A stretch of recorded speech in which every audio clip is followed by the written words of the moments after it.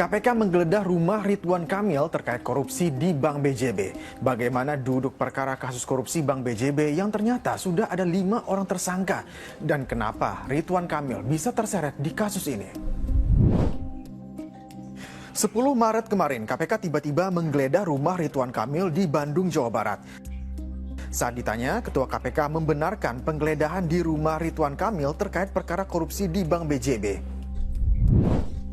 Apa respon Kang Emil saat rumahnya digeledah oleh KPK? Lewat secari kertas, Kang Emil mengakui rumahnya didatangi oleh penyidik KPK terkait kasus Bank BJB. Tim KPK sudah menunjukkan surat tugas resmi dan ia bersikap kooperatif dan mendukung penuh proses hukum. Tapi Kang Emil belum bisa memberikan keterangan lebih lanjut. KPK belum buka-bukaan dalam kasus korupsi Bank BJB. Pekan ini, KPK akan merilis korupsi di Bank Daerah Jawa Barat itu. Tapi kasus ini diduga soal markup dana iklan ke media. Kasus korupsi Bank BJB mencuat setelah laporan audit BPK yang menemukan kejanggalan dalam penggunaan anggaran promosi Bank BJB. BPK menemukan adanya kebocoran dana di mana nilai yang membayarkan kepada media lebih kecil dibandingkan anggaran yang dikeluarkan BJB. Nilai dugaan korupsinya mencapai lebih dari 200 miliar rupiah. Sesuai dengan laporan BPK yang dirilis Maret 2024 lalu, itu jelas selisihnya signifikan antara anggaran yang dikeluarkan untuk media dan dana yang diterima tentang kebocoran hingga 28 miliar. Tetapi kenapa kemudian KPK juga kemudian sampai turun tangan? Kita ingin ini semua secara transparan bisa diselesaikan kasus ini secara tuntas. Karena apa? Di dalam berkembangnya terkait masalah isu ini, estimasi kerugian itu mencapai 200 miliar lebih. Bayangkan saja, ini kan melalui yang kita lihat modusnya adalah praktek tentang markup dana periklanan. KPK sejauh ini sudah menetapkan 5 orang tersangka, baik dari pemerintahan maupun pihak swasta. Tersangka yang sudah ada tersangkanya. Kalau boleh tahu berapa orang? Sekitar 5 orang. Itu dari pihak swasta semua apa ada penyelenggara negara? Ada dari penyelenggara negara dan ada dari swastanya. Berapa mantan direksinya Mas? Belum bisa dibuka nanti. Mantan direksinya yang tersangka atau Ya nanti jelasnya pada saat hari Kamis atau hari Jumat. Entah kebetulan atau tidak, di tengah pusaran kasus korupsi yang tengah diusut KPK, Direktur Utama Bank BJB Yudi Renaldi tiba-tiba mengundurkan diri pada 4 Maret lalu dengan alasan pribadi. Padahal Yudi sudah menjabat sejak 2019 setelah malah melintang di industri perbankan. Lalu kenapa Ridwan Kamil bisa ikut terseret di kasus korupsi Bank BJB? Nah, Ridwan Kamil di mana dan kenapa rumahnya digeledah? Struktur dalam Bank Jabar Banten dan di Bank BPD manapun, itu Bank Pembangunan Daerah asalnya, seperti dalam juga Bank DKI, Bank Jawa Tengah, Bank Jawa Timur, ini strukturnya kepengurusan itu, gubernur itu adalah sebagai pemegang saham pengendali. Jadi dia perwakilan pemegang saham pengendali. Karena saham Bank BPD itu dimiliki oleh pemerintah provinsi, itu yang paling besar, PSP, pemegang saham pengendali, kemudian ditambah kabupaten kota di daerah itu punya saham yang sifatnya kecil. Gitu. Nah, biasanya provinsi itu menguasai di atas 50%, bahkan bisa 60% sampai 70%. Yang sisanya itu dibagi habis kabupaten kota. Gitu. Jadi itu yang pemegang saham pengendali. Nah, Ridwan Kamil selaku perwakilan pemegang saham pengendali sebagai gubernur itu punya peran cukup strategis di situ. Meskipun memang ada aturan baru sejak tahun 2008-an itu gubernur, bupati, wali kota tidak boleh lagi menjadi komisaris di bank BUMN maupun BUMD dalam hal ini Bank BPD. Tapi sangat strategis karena mewakili pemegang saham pengendali. Dia bisa mengangkat, bisa memberhentikan, bisa mempertahankan direksi maupun komisaris. Dampak korupsi Bank BJB bisa luas, publik bisa kehilangan kepercayaan ke Bank BJB, apalagi bank itu salah satu bank daerah yang punya reputasi cukup baik selama ini. Publik menanti kinerja KPK untuk mengungkap kasus korupsi BJB secara terang benderang. Ada yang disita nggak Pak kemarin dari? Ya pastinya kalau soal disita dan tidak pasti ada ya beberapa dokumen, kemudian beberapa barang, itu ada prosesnya, sedang dikaji, sedang diteliti oleh para penyidik, gitu. Ya memang tidak banyak, tapi setidaknya itu hal-hal yang relevan dengan penanganan perkara yang saat ini ditangani. Boleh dirinci nggak Pak dokumen dan barangnya apa? Enggak dong. Barangnya barang elektronik atau apa? Ya macam-macam lah, ada beberapa lah. Nanti detailnya silakan sama Ada Jubir kaitannya ya. dengan dugaan korupsi BJB itu Pak? Ya sementara kan pasti dikaji ya, segala sesuatunya itu tidak serta-merta gitu, diteliti, dilihat gitu. Nanti kalau memang nggak ada relevansinya pasti dikembalikan. Tapi yang ada nanti pasti akan diikutkan. Pak, Gitu. kemarin kan dikatakan ada satu tersangka Pak. Nah ini kapan dirilisnya Pak? Satu Lima tersangka. tersangka. Eh? 5 tersangka yang sudah ditetapkan. Ya nanti akan disampaikan oleh Jubir ya, gitu. Dirilisnya kapan Pak? Segera gitu yang disampaikan, gitu. Kalau Pak RK sendiri Pak Eka pemanggilan Pak? diperiksa kapan Pak? Akan dipanggil? Nanti pasti ya saya kembalikan kepada penyidik lah itu, urusan teknis seperti itu. Penyidik, direktur penyidikan, Kasatgas yang akan menentukan sesuai dengan kebutuhan mereka. Tapi statusnya apa sekarang nih Pak RK? Saksi, iya, gitu. Benar Cukup nggak ya? sih Pak modus dari kasus Bank BJB ini tuh melalui iklan BJB pakai agensi terus dikipas lagi ke? Ya diduga seperti itu. Maaf gitu Iya. ya Pak, selanjutnya. Ya diduga seperti itulah ya, gitu. Nanti pada saat kontes akan didetailkan ya. Kerugian negaranya itu berapa?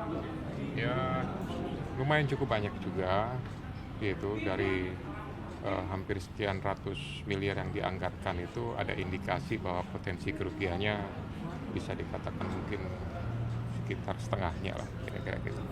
Nanti detailnya sama Pak Tasya, ya. Terima kasih. Kan kasus BJB ini tembus waktunya di era Ridwan Kamil Jabat, Gubernur Jabar.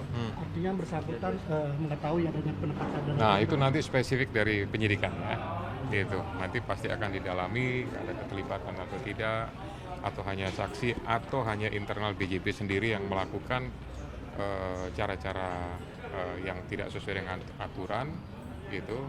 Tapi kepada yang lain mereka menutupi dengan berbagai macam alasan. Oke? Jadi dalam waktu Terima dekat akan kasih. Iya. oleh Eka Pak. Oh kalau nggak Kamis Jumat, ya? Oke, segera lah ya. Baik. Assalamualaikum warahmatullahi wabarakatuh.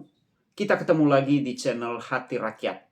Kita telah melihat dan mendengarkan sebuah cuplikan video yang begitu menarik, di mana hal-hal ini memberikan kita sebuah pemahaman baru bagaimana perjalanan ekonomi bangsa ini. Di mana akhir-akhir ini banyak mencuat di permukaan, terjadi kecurangan atau korupsi di mana-mana. Ya, berita yang satu belum kering dan sudah muncul lagi berita yang baru. Waduh, luar biasa ya.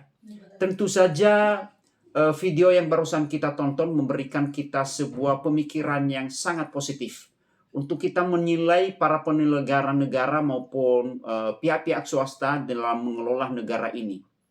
Ya, tentu saja dalam mereka mengelola negara ini tidak terlepas daripada sebuah bujukan atau rayuan untuk kehausan atau ketamakan terhadap uang. Kalau kita melihat mereka ini bukan orang-orang yang tidak punya uang, bukan orang-orang yang orang biasa saja. Tentu kehidupan mereka sudah lebih dari berkecukupan. Ya, kalau kita lihat banyak orang-orang Indonesia atau orang-orang lain yang masih kekurangan. Ya, makan saja susah payahnya luar biasa. Tapi entah apa yang terjadi dalam benak orang-orang yang seperti ini, yang melakukan perbuatan-perbuatan yang tidak seharusnya dilakukan ini. Entah apa, masih kurang apa mereka. Rumah, mobil, semuanya ada, anak ke sekolah di luar negeri. Ya, anak pintar-pintar semua, karena gizinya bagus. Kurang mensyukuri apa? Ya harusnya bisa melihat rakyat yang lain, harusnya bisa mensyukuri. Ya, kehidupan yang berlebihan, kehidupan yang bercukupan itu sudah luar biasa. Tapi kenapa harus melakukan hal-hal itu lagi? Ya, sebagaimana yang kita lihat tadi di video ini, terjadi dugaan markup biaya periklanan di BJB Jawa Barat. Ya, Dan dugaan ini salah satu tersandung di dalamnya Pak Ridwan Kamil. Ya. Jadi rumahnya digeledah oleh KPK.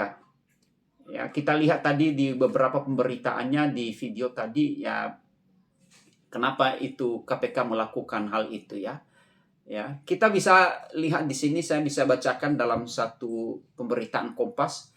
Kasus dugaan korupsi terkait pengadaan iklan di BJB, Pembangunan Daerah Jawa Barat dan Banten atau Bank BJB menyeret nama mantan Gubernur Jawa Barat Ridwan Kamil. Nama Ridwan Kamil terseret setelah Komisi Pemberantasan Korupsi menggeledah rumahnya di Bandung, Jawa Barat pada Senin 10 bulan 3 2025. Penggeledahan tersebut dilakukan setelah penyidik mendapatkan keterangan saksi terkait perkara Bank BJB. Didasari keterangan saksi, maka perlu geledah untuk memastikan ada tidaknya kaitan dengan perkara dan juga membuat keterangan perkara BJB. Ketua KPK Setio Budianto dalam keterangannya Selasa 11 bulan 3 2025. Ridwan Kamil memberikan pernyataan terkait upaya paksa tim KPK di rumahnya lewat secari kertas yang disampaikan oleh pegawainya. Pertama, ia membenarkan bahwa rumahnya telah digeledah terkait perkara di Bank BJB yang tengah diselidiki KPK. Kedua, tim KPK juga menunjukkan surat tugas resmi pada saat pelaksanaan tugasnya. Dan kami selaku warga negara yang baik sangat kooperatif sepenuhnya mendukung membantu tim KPK secara profesional. Tulis keterangan tersebut. Meski demikian, ia mengaku tak bisa memberikan keterangan yang lebih jauh terkait proses hukum yang tengah berjalan di KPK. Hal-hal terkait lainnya kami tidak bisa mendahului tim KPK dalam memberikan keterangan. Silakan insan pers bertanya langsung kepada tim KPK, tutur Emil dalam surat itu. KPK pertama kali menyampaikan tengah mengusut kasus korupsi di Bank BJB pada Rabu 5 Maret 2025. Karena kami sudah menerbitkan surat perintah penyidikan. Ketika itu KPK belum membeberkan secara resmi siapa saja yang menjadi tersangka dan bagaimana kronologi perkara dugaan korupsi tersebut. Belakangan KPK mengatakan ada 5 tersangka terkait kasus tersebut. Mereka terdiri dari penyelenggara negara dan pihak swasta. KPK juga mengatakan kerugian negara yang ditimbulkan akibat dugaan korupsi pengadaan iklan di BJB ini mencapai ratusan miliar rupiah. Ya, luar biasa ya gedenya ya. KPK juga akan segera merilis konstruksi perkara dan hasil penggeledahan tersebut pada pekan ini. Ya, kira-kira seperti itulah ya. Ya, kalau kita lihat ya, luar biasa ini di Indonesia ini ya. Luar biasa kasus-kasus korupsi ini. Sebenarnya Indonesia ini kaya raya, rakyatnya harusnya sudah sejahtera. Anak-anak bisa sekolah sampai S2, S3 ya, tanpa harus bayar sebenarnya kalau tidak terjadi kasus-kasus seperti ini. Tapi apa boleh buat? Ya, tidak terjadi hal-hal seperti itu. Indonesia rakyatnya seperti itu-itu saja. Ya, yang menikmati yang mereka-mereka ini. Ya, siapa yang menanggung kerugian sekarang ini? Siapa yang menanggung resiko sekarang ini? Ya, rakyat dan pemerintahan sekarang ini. Dia harus menutup kebocoran-kebocoran itu sekarang. Kita berharap mudah-mudahan Pak Ridwan Kamil tidak tersandung dengan kasus ini. Ya, itu harapan kita. Nah, teman-teman hati rakyat dimanapun Anda berada pada saat ini, demikianlah pendapat saya. Dan jikalau teman-teman punya pendapat lain atau tanggapan-tanggapan yang lain, tuliskan di kolom komentar di bawah ini sebagai bahan diskusi kita bersama lewat channel ini. Dan jangan lupa like, comment, share, dan subscribe. Jikalau ada salah-salah kata, mohon dimaafkan. Sampai jumpa di video-video berikutnya. Terima kasih.